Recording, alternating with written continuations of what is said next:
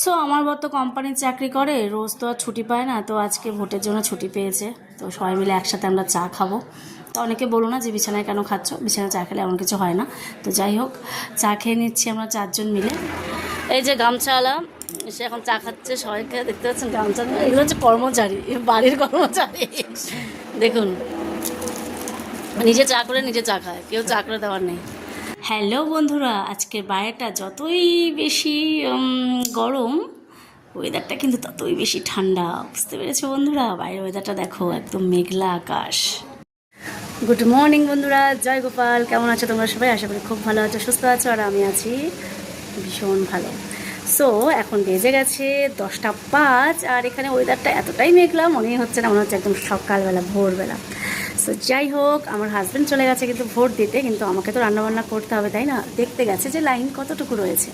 So গেছে, আমি রান্নাবান্না সেরে যাবো। তো আজকে কী কী রান্নাবান্না করছি চলো তোমাদের সঙ্গে শেয়ার করি। আর ভিডিওটা যদি তোমাদের ভালো লাগে অবশ্যই লাইক কমেন্ট শেয়ার করে দিও। আর মাথাটা ঠান্ডা রেখো আজকে কিন্তু, ঠিক আছে? মাথা ঠান্ডা রেখে কিন্তু সঠিক জায়গায়, ঠিক আছে? চলো কী রান্নাবান্না করছি দেখে নিই। এখানে করেছি ডাল সেদ্ধ, এখানে গরম গরম ভাত, আর এখানে আজকে রান্না হচ্ছে ঝিঙে আলু দিয়ে একটা নিরামিষ তরকারি।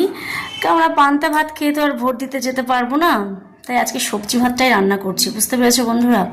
সো যাই হোক, আলু পটলের তরকারি হচ্ছে, দুটো ওভেন বসিয়ে দিয়েছি কেননা একটু তাড়াতাড়ি বেরো। সো ঘর দুয়ার মোটামুটি পরিষ্কার হয়ে গেছে আমার। আর সকাল সকাল একটু ওয়াশিং মেশিনটা চালিয়ে দিয়েছি, কিছু জামা কাপড় ছিল সেগুলো। আর এই ঘরে দেখো কিছু জামা কাপড় আছে কাঁচা, এগুলো গোছাবো। আর বিছানাটা একটু গোছানো বাকি আছে। এখানে আমার মেয়ে পড়াশোনা করছে।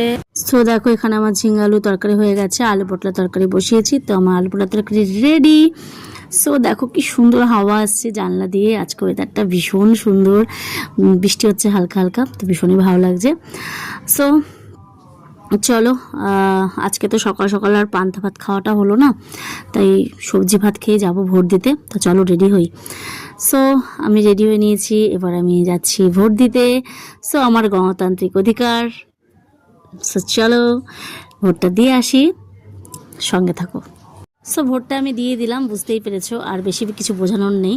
তো চলে আসলাম। আজকে খুব তাড়াতাড়ি আমার হয়ে গেছে ভোট দেওয়া, কিন্তু আমার হাজব্যান্ডের এখনও হয়নি, কেননা ওর এখনও দেরি আছে। সো লাইন রেখে এসছে, ও এখন যাচ্ছে। আর আমার একটা অঘটন ঘটে গেল, দেখো পায়ে কিশোরে গুঁতো খেলাম, মানে পুরো নীল হয়ে গেল। আর আমার অল্পতেই না প্রচণ্ড লেগে যায়। সো খুব ব্যথা করছিল, ফুলে গেছে, পুরো গর্ত হয়ে গেছিলো। বাড়ি খেয়েছি ড্রেসিং টেবিল বলছি, ডাইনিং টেবিলের কোনায়। তো আমার কিছুতে লাগলে প্রচণ্ড পরিমাণে যন্ত্র,